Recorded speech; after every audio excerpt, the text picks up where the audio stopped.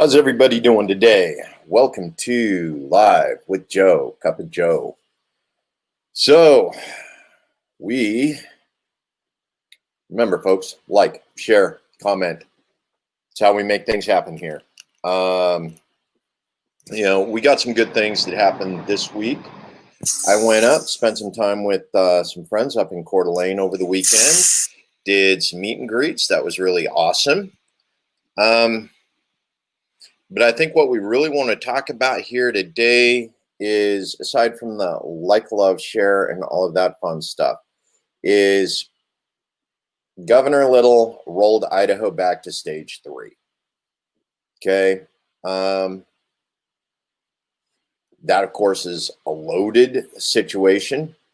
No ifs, ands, or buts about that. And it's definitely something that we need to take a look at and completely understand what's going on with that. But I think what we really want to talk about here today. Oops, that's not quite what I wanted to do. Okay, there we go. So let's go ahead and take a look at the COVID situation. So let me get everything back here to where I actually can see what I'm doing. Yes, that's a win. So COVID situation. Governor Little, he rolled things back to stage 3. And that's a particularly interesting situation, especially everything that's going on politically here in the state. Okay, now, while rolling it back to stage 3, he didn't exactly take responsibility for a statewide plan. He still turned everything back over to the individual health districts and said, you guys, you're responsible for your own health districts. Got it. Now, these are the same health districts that refuse to follow mandates or otherwise reduced mask mandates, okay, due to pressure from certain groups. Okay. Now,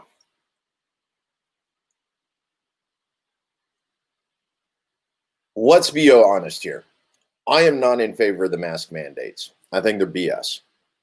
Okay, reason why is because it distinctly disadvantages working class Idahoans. It disadvantages the poor among us, especially the poor that have to go to work at minimum wage jobs in order to keep the economy open, in order to keep everybody who can work from home with their $30, $40, and $50 an hour jobs.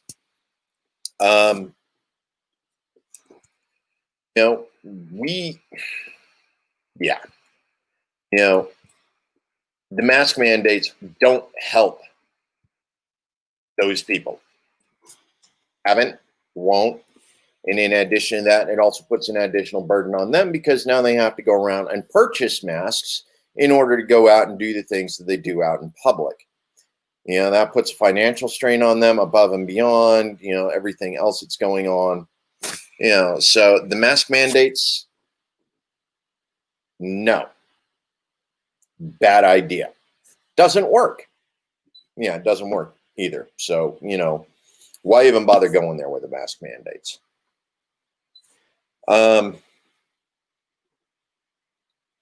Now, one of the reasons why this is a particularly nasty issue is we went all summer, super spreader events all summer, protests, rallies, all of those things that they told us were going to make people incredibly sick immediately.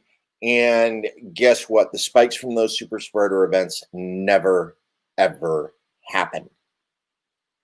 So it turns out that either we were taking the proper precautions, people weren't going to those events while sick, or the disease just isn't as contagious as they tried to make it out to be. Yeah, let's go ahead and shift that just a little bit. That way you guys aren't looking at the shadows on my face. Yeah. By the way, it's cold outside, folks. It's really cold. So I'm sorry you're not going to get to watch the squirrel play on the fence back behind me because I don't like freezing. Yeah. It got cold. But back to COVID. Mask mandates don't work. They also don't, stop the spread of the disease. We are spiking right now. We are hitting, the 1,000 new cases a day. And all of this is related to the back to school event. You know, sure, there are some people out there that will say otherwise. No, it's not the schools. You know, we got other studies from United Kingdom, you know, that says, you know, the schools aren't the super spreader event. And, you know, other places, bull. You know, anybody with kids, yeah, and I don't care whether or not you call this anecdotal or not, but anybody with kids knows that everybody in the household gets sick with everything. You know, the first 2 weeks, kids are back in school. Okay, kids have been back in school about a month right now. They've been spreading everything around. It's finally coming back. You know, we've been at over 1,000 a day for what, close to a week, week and a half now, maybe even a full 2 weeks. Yeah, super spreader, folks. Our back to school was Idaho's super spreader event, and the kids went to school. They caught the bug. They're young. They're not going to show symptoms. They're going to recover. They're not going to look sick. They're not going to act sick. But everybody in the household above a certain age and or with a comorbidity is why we're filling up hospital beds at a record level right now. Yeah. So it went in. Now, how do we deal with it? Well, part of the reason why we had to go back to everybody in school was because everybody was sick of their kids.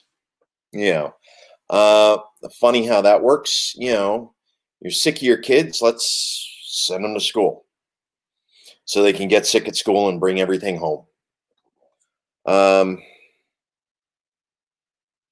Okay.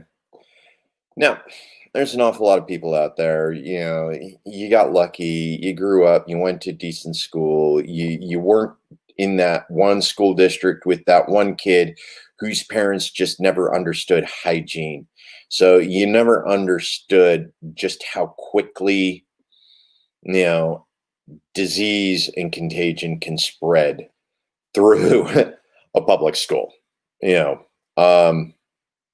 the flu, colds, strep, mono, lice, you know, all the classics. Anything an unvaccinated kid has, you know, could bring to school. You know, yeah. Back to school was a super spreader event, and we're paying for it right now. So, how to fix it? Well, we go back to the online education like we originally had, you know, when we kicked everybody out of school the first time. That one thing that managed to keep everything sane in the state. Yeah, everybody went out to enjoy their super spreader events. They went out and drove around on their little beer buses, you know, and we managed to keep it down to like, you know, 30, 40 cases a day, well within, you know, what the hospitals were capable of handling, regardless of all of the super spreader events, the demonstrations, the protests, the counter protests. Yours truly getting beat in the back of the head by a pair of bikers. Yeah. We did it. You know, we flattened the curve. So we went back to school. Oh, that may not have been the best comparison. So now there are an awful lot of parents out there right now that are doing fairly well. They have options set up for their kids. Their kids are doing online education. They don't have to go to classes. A lot of the teachers are perfectly happy making sure that the online courses are available and classwork is online. Some of the kids, of course, are having a little bit of trouble with some of the things that are going on. You know, my daughter back in Maine seems to be having problems communicating with her teachers because her teachers don't write back.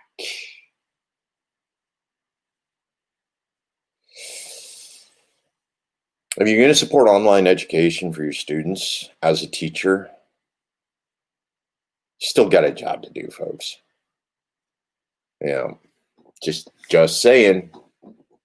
Public's paying you to educate the kids. Just because the format changed, you still got a job to do. And the kids still need an education. Okay. So that covers that particular issue. Medical marijuana. Okay. Yeah. Oh, yeah, go ahead and put that one up here. Create banner. We got medical marijuana.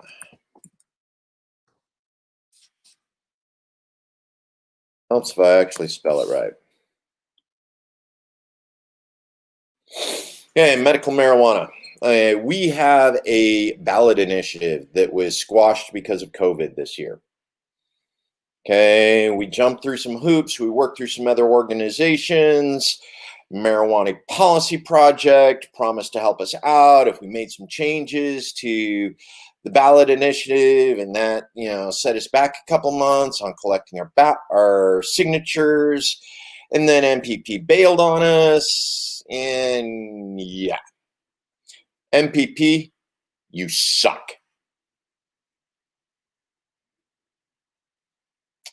You suck, Democrat donkey dick. Yeah, I said it. MPP. So our cannabis coalition here in the state of Idaho has already filled out the required paperwork. We've resubmitted for the 2022 election. It will be ready to start collecting signatures early November, shortly after the election, 2022, or shortly after the 2020 election, so that we can start working on legalizing medical marijuana. And yes, this is medical marijuana. It is not recreational. It's not any of the others. They're going for a medical marijuana initiative again. And the paperwork's ready. We should be able to start collecting signatures on the ballot initiative, early to mid-November. Yes. So, even if you don't elect yours truly, and his raggedy self, we can still work on getting the medical marijuana ballot initiative taken care of here in the state of Idaho.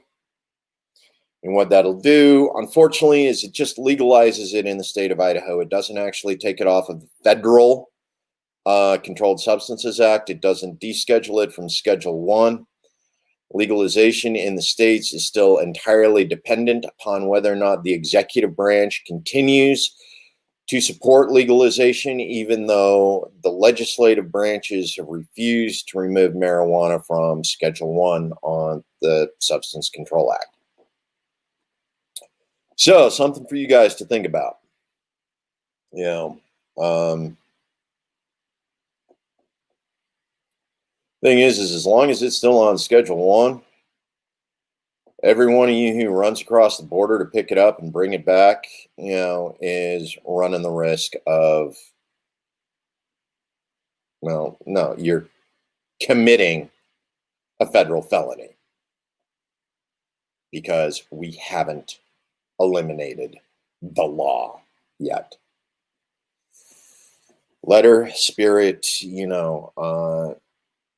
do the right thing. Come on, folks. You guys need to work on electing people who aren't interested in sending people to prison for the smoke equivalent of a couple beers.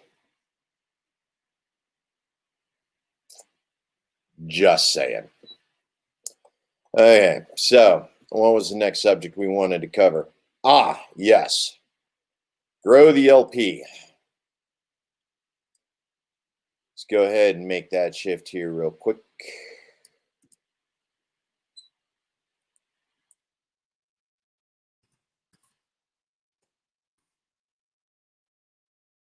Okay.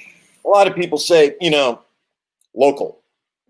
Work on your locals. get local officials elected, and all of that fun stuff, and well, the thing is the Libertarian Party has been working very, very hard on that for a very, very long time.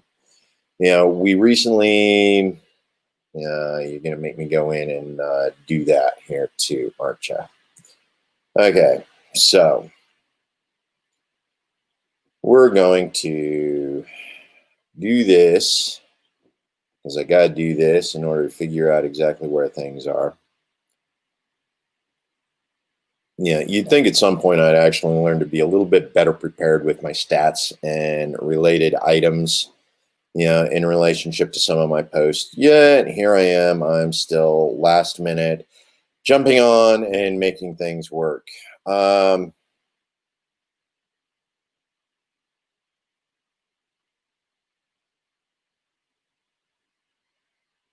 Where are you at, Ginger? Where are you at? You just signed it not that long ago. Miros. Okay. We'll do it this way. The reason why is because this is what I want to take a look at. Okay, yeah, that looks safe. So I'm going to do a quick screen share with you just because I can.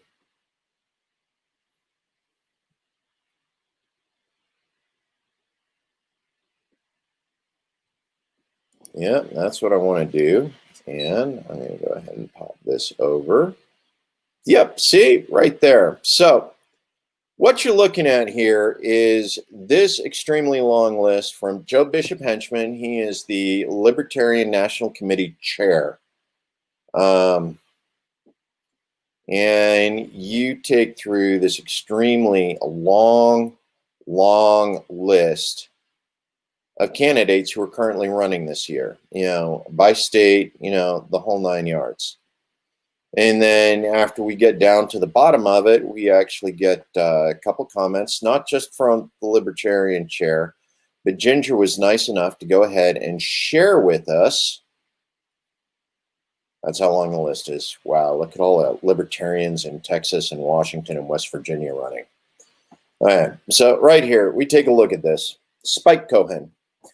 231 elected Libertarians across the country, including dozens of mayors. Okay, so we even have Libertarian mayors that are making things happen, including Cassandra Fryman of Plymouth, Ohio, just helped pass the cannabis decriminalization.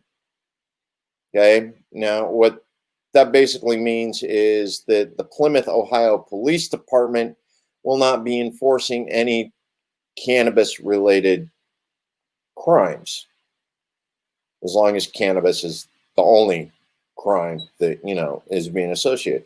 So, Libertarians are making things happen.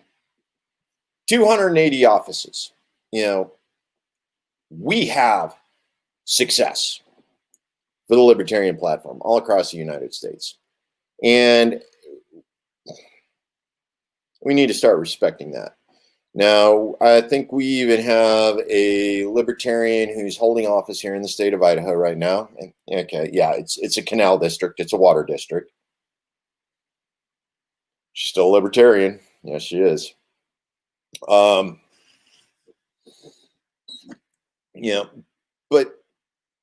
this is happening nationally. So when we talk about grow the Libertarian Party, this is what we're talking about. We mean go out, run for these local offices, run for school boards, run for state legislature. We have people holding office in the state legislatures. We have people holding office in mayoral positions and city councils. So please, by all means, step out of yourself. I know one of the things is you don't want to seek power as a libertarian because ultimately you just want to leave everybody alone, right? That's what we want to do. We just want to leave everybody alone. I want to be left alone. I don't want to run for office because that means I have to make decisions for other people. Now, thing is I want to run for office because ultimately I want to be able to make my own decisions when I'm no longer in office. And I like to think a lot of you out there watching this right now are of the same mindset. You want people in office who give you the ability to make your own decisions by making sure that government isn't making some of those decisions significantly harder than they should be. If I want to put a windmill, to generate a little electricity for my house to supplement my solar and my online stuff that I'm bringing in from Idaho Power, I shouldn't have to go through a homeowners association and a zoning and a building permit and, the other 20 things on down the line that are stopping me from putting up an electric generating windmill in my backyard. Yeah, now, that's not going to happen in Congress for my office where I'm running. But if you run for a city council as a libertarian, you can actually do that. You can sit up and say, you know what? I think people should be able to put up a windmill. So why is there a regulation or a law in the building code that prevents somebody from putting up a windmill?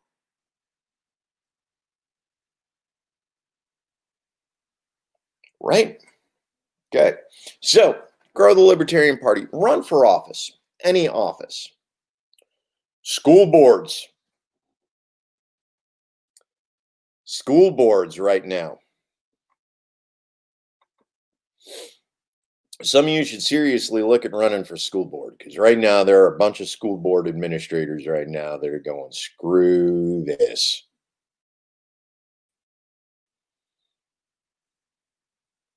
They're dealing with teacher strikes, sick outs, teenagers coming to school and hanging out in class with their asymptomatic COVID, well on their way to killing some poor 60-year-old teacher who's been teaching at the school for the last 40 years now.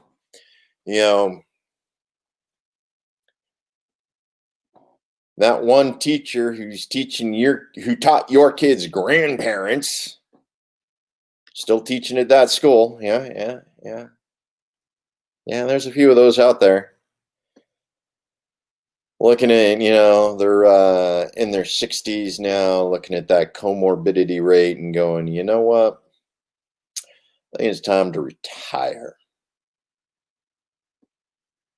Run for school board. Run for the Canal District. Do your best. Play fair. Make sure that nobody's screwing over the neighbors downstream. Just do the right thing. Run for office. You can do it as a libertarian. You can do away with an awful lot of those rules that continue to get in the way of people doing the right things by each other. Right? Like, God, the Miami. Why is there a code in any city in the United States that makes it illegal to feed poor people? Why is it illegal to set up a soup kitchen in some cities? That's what you can do as a libertarian. You can go in and undo that law so that, churches can have soup kitchens and feed the homeless. Right? Okay. Now, for those of you who are all up in arms about the persecution of Christianity, that's persecution of Christianity. What do you mean I can't feed the homeless? No Sermon on the Mount? No. We must feed people. We must be able to have the soup kitchens. We must be able to be welcoming. So, I mean, if you're really one of those Christian persecuted libertarians out there, go out, find that law so that the churches can feed the poor again. Anyway, that's enough of my preaching about, the persecution of the Christians. For today, anyway. We'll revisit that some other day. Reason why is because it's one of my favorite topics. Shouldn't be, but it is. Okay. So what else have we got? So, grow the LP. Now, if you are from Idaho, let's go ahead and talk about this one here real quick.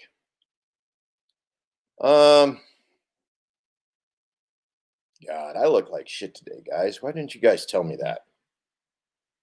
That's what I get for spending the weekend in a car.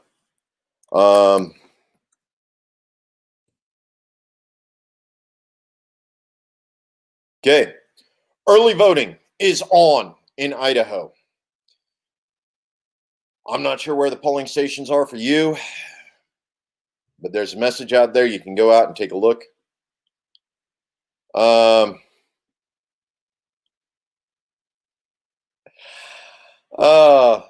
Yeah. I might just be a little bit hungry, that's a completely different issue, though.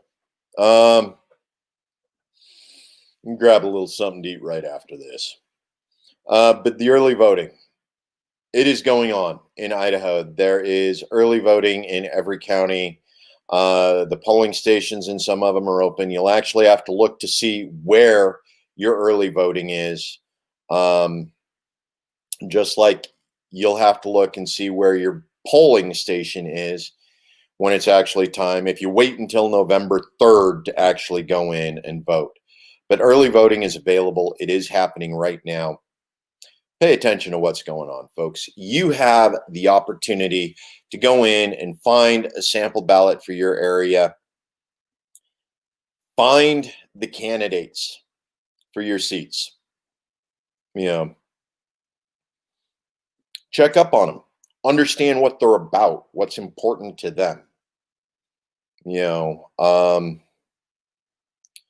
What's important to Russ, because Russ has been voting in Congress for 2 years now. He's voted to embed more power in the office of the president, which may be Biden, in a month. Well, Biden won't be sworn in until like the 20 or 21st of January. But, that's the point is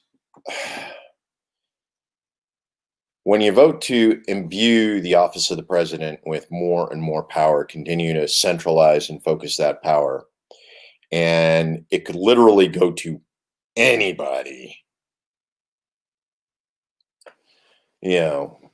every 4 years. And believe me, folks, I've met some candidates for president of the United States. And yes, literally anybody can run. Anybody. It's scary.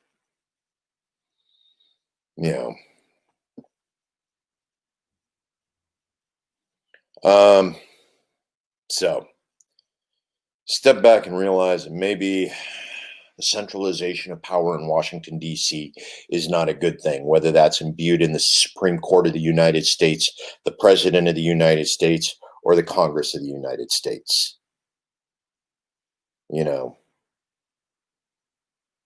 I'm not going to go out and say states' rights because of what people have done with state rights as far as human rights violations. You know better.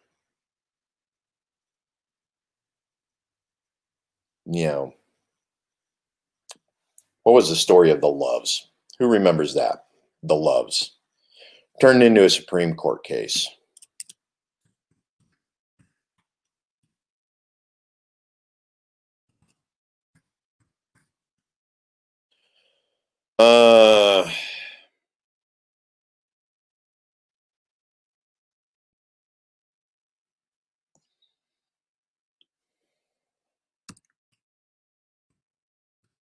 Yeah, I should have known better. It's Loving.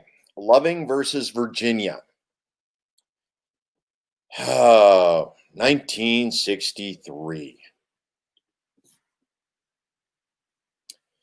Folks, love is love. We're all human. This one drop philosophy they came up with back in part of the Jim Crow era thing, all because what wasn't a law before became a law because somebody got upset because a white person married a black person. It wasn't until 1963, Virginia, in Loving versus Virginia, that we went in and actually corrected that. Hi, Lorraine. So when some of you are talking about state rights and the things that go in with that,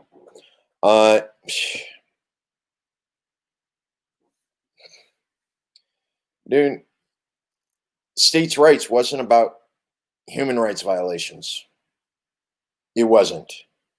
Yet we actually got people here in the United States today that want to go back to states' rights so that they can continue to perpetuate a number of human rights violations. Yeah, come on, guys.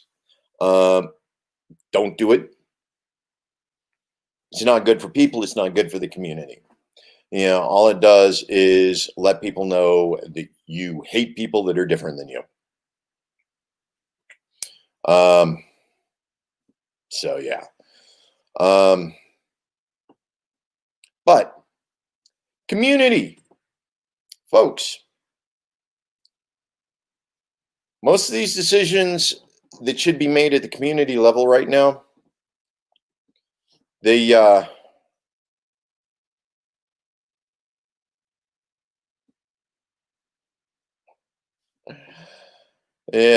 so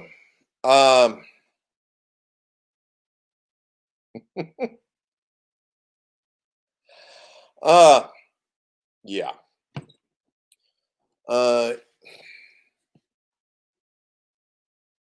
I just got distracted. Sorry about that, folks. Idaho Statesman just came out with their endorsements. Okay.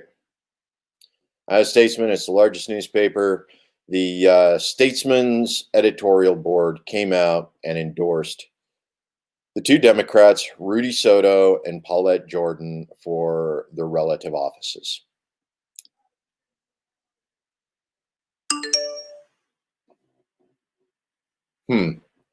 Now, that said, everybody still thinks very comfortably that Idaho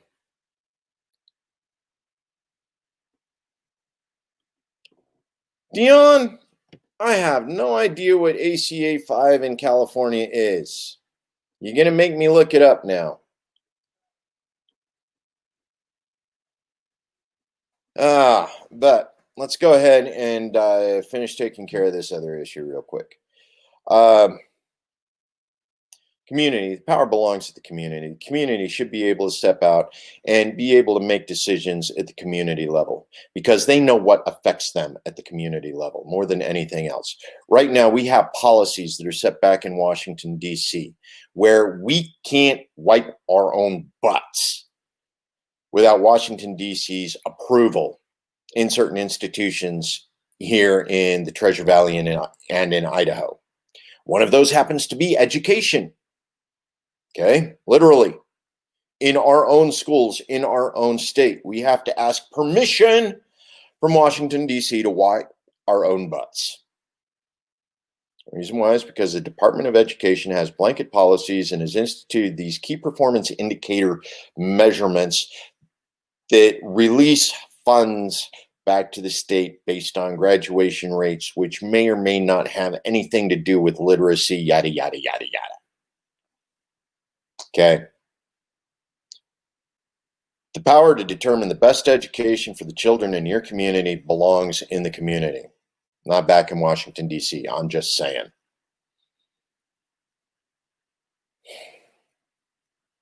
Now, you're being a racist little bigot about how the kids are educated in your school. Yeah. Amy Barrett just got confirmed, folks. We got a new Supreme Court justice. There you go. Amy Barrett. It happened. Okay, now, Dion, let's get to ACA 5.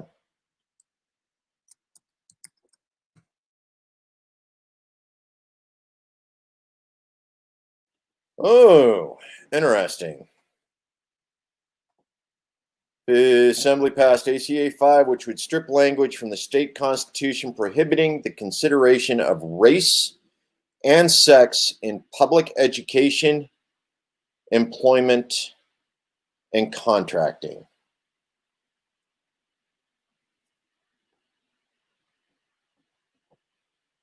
Well, yeah. Dion, I'm going to say I am for that.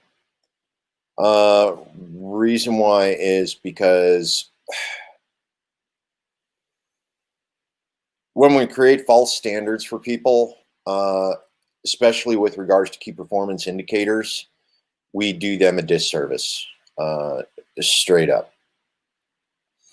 And currently, the allocations and the allotments. Now, the thing is, we're all human. We all have the exact same capacity for intelligence. We all have the exact same capacity for exceptional performance. Okay, this whole friggin' race garbage crap. It's garbage, you know. So setting it up, and that's one of the other problems we got with perpetuation of these racial myths about performance and capacity and capability. You know, kids are kids. Kids are curious. Kids are going to learn. You know, now they learn the bias, they learn the bigotry. No, they don't need my help. You know, and they don't want my help. They just want a level playing field. Everybody just wants a level playing field. Yeah. Black people don't need my help. Indigenous people don't need my help. Asian people don't need my help. I may be misreading the statute. I was just taking a quick look at the header. Reason why is because I haven't read too in depth into it. You know, but that's one of the problems. Those groups don't need my help. They don't need anybody's help to achieve. They just need their educators to stop being bigots. You know, everybody deserves the same opportunity. You send them to the same schools. They sit down. They're looking at the exact same textbooks. You know, you got different kids with different performance abilities. You got autistic kids. You got special needs kids. You got, you know, full spectrum, you know, and even those limitations aren't, there is no racial bias in who is affected by autism and various other special needs, you know, not in America, not anymore. Ugh.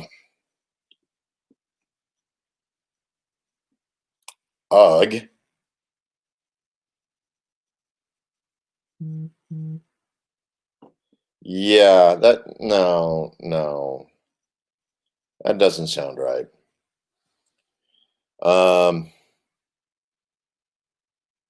If that is what it does, it's wrong on so many levels. And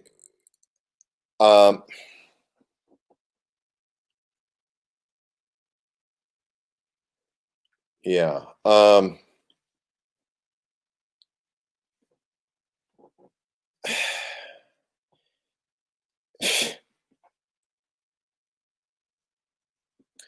That's the last 40 years of Democrats reverse racism.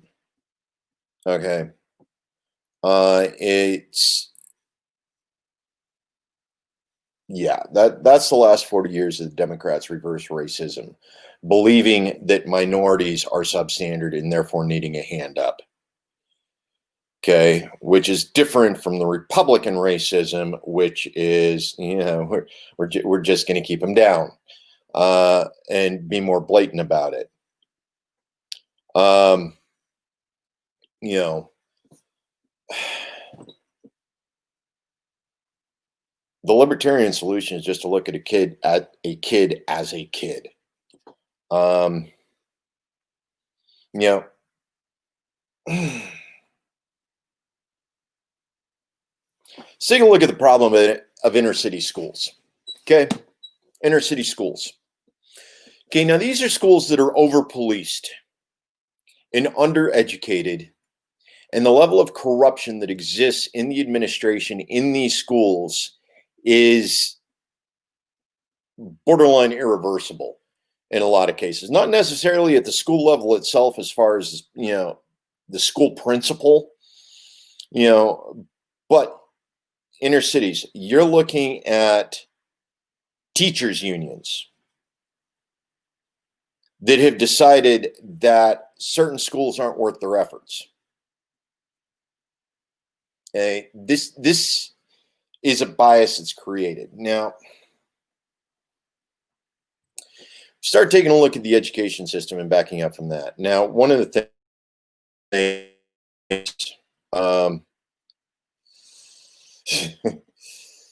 one of the things that we start taking a look at is Department of Education. Now, Dion, you touched on a couple points.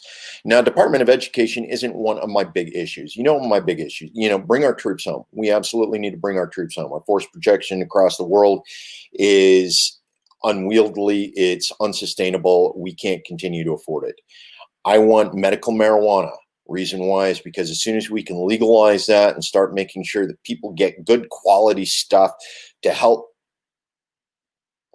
take care of themselves, run that self-medication for the trauma, for the post-traumatic stress injury, whatever it works for them, that's one of the things. Justice reform, decriminalize victimless crimes. That's going to empty our prisons and put more people back into the economy. That's going to reunite families. That's going to reunite moms and dads who are in prison for marijuana with their children. Yeah. And so those are like my big 3 issues. Okay. Now, Department of Education. Yeah, it's up there, folks. It's up there. Reason why is because the Department of Education at the federal level over the last 40 years has continued to corrupt education across the United States. No Child Left Behind, Common Core, whatever. The same problems we ran into back in the 1980s when they decided the maximum speed limit needed to be 55. And if the state didn't reduce the speed limit to 55, the feds were going to withhold infrastructure funds. Okay. It's exactly the same situation we got right now. The Department of Education back in Washington, D.C. is saying if you do not teach to the same minimum common denominator as the rest of the nation, that means your worst neighborhoods, your worst inner city school run by corrupt politicians, corrupt administrators, and a corrupt teachers union. If you aren't teaching to that same basic minimum in every school in the United States, you're not going to get more funds. There's something wrong with that, folks. I grew up, 1979 was the year that the Department of Education was created. I was going to a school that was built probably about 15 years before that. I went to Meridian High School. Before that, my mom went to Meridian High School. At the time, Meridian High School, when I went to school, it was the only high school in the West Ada School District. What have you got, like 7 of them, 8 of them now? Rocky Mountain, Mountain View, Meridian, yeah.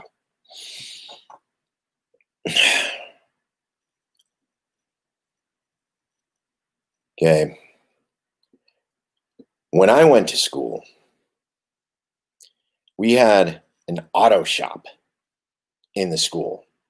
So the kids could learn in high school how to become auto mechanics. There were literally auto mechanics, locals who were recruiting kids from these high school auto mechanic classes, in order to go in and work for them. We had a machine shop, metal shop. We had wood shops. We were teaching kids skills, trade skills in high school. We didn't have this minimum standard where everybody was supposed to be able to be college ready upon graduation. Not everybody in the community needs to go to college. Not everybody in the community should go to college. Right now we're going through COVID. We're dealing with that on the left and the right. Some kids, this goes back to early childhood development. There's 3 learning styles. I'm about to use a big word here, and it doesn't mean what some people think it means. Okay, pedagogical. Okay, pedagogical. That's adult learning styles. That's college. That's the way adults learn. So we can go out and we can do remote learning, or we can go out and we can take a class and do the hands-on learning. But there's different sorts of learning styles, and different children have different types of learning styles. One of the things is you want to be able to identify as a teacher, as somebody who's versed in early childhood development, what learning style the child has so that you can maximize their education. Okay, lowest common denominator, there's only one learning style.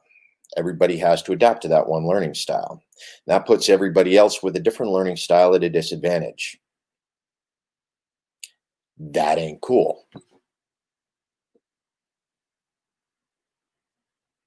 So why not go back to these schools where we actually have multidisciplinary high schools that can teach trade skills right alongside the other education skills, so that people don't feel like, God, who remembers Breakfast Club? Who remembers Breakfast Club? You remember the geeky kid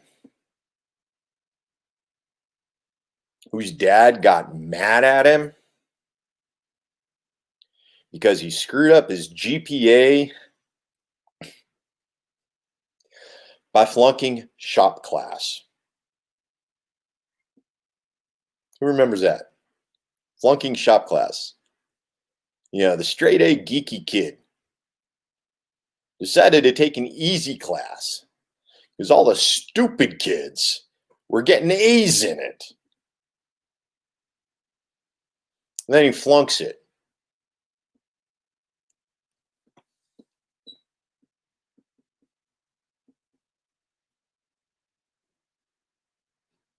We need to do a better job at creating diversity in our education system. And as long as the Department of Education continues to manage education with blanket policies all across the United States, we are not going to be able to create that diversity, and we're not going to be able to educate our kids in ways that make them successful in the communities that they grow up in.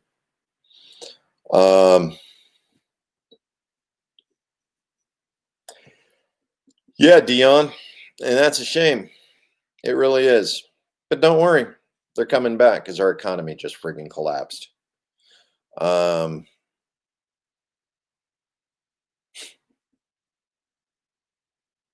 Yeah.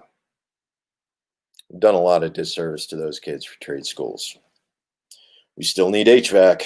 We still need plumbers. We still need carpenters. We still need electricians. It's like there's 20 years difference between the age of our master electricians right now and the people who are coming out of the journeyman program. 20 years we didn't train tradesmen. And it shows. Yep. Okay. It's 50 minutes. I've been here listening to you guys. doing the feedback. Thank you, Dion, for joining me tonight. It was really appreciated having this extra conversation. Lorraine, absolutely. Thank you. The rest of you, Chris, thanks for joining. Natalie, Darren, Tim, all of you. Remember, like, share, comment, tell your friends about me. Make sure they go in and vote. Make sure they research their candidates. You know, as much as I'd like you to vote for me, maybe I don't represent your interests the best of the three of us. Maybe I do. But vote informed. Get your family. Get them to vote informed. Let them know what's going on, you know, and talk about the issues. You know, and not just your single issues, not your dog whistles, your duopoly candidates have been thrown at you for, you know, a lot of those dog whistles shouldn't be your decision anyway. They belong to somebody else. Just saying. Anyway, thanks again, Dion. Love you guys. Remember, folks,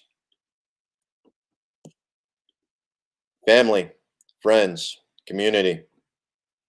As long as you got those three things, you can make anything happen. And yes, you can make anything happen. Love you guys. See you tomorrow evening. Hopefully I won't look so rough and ragged next time. Love you.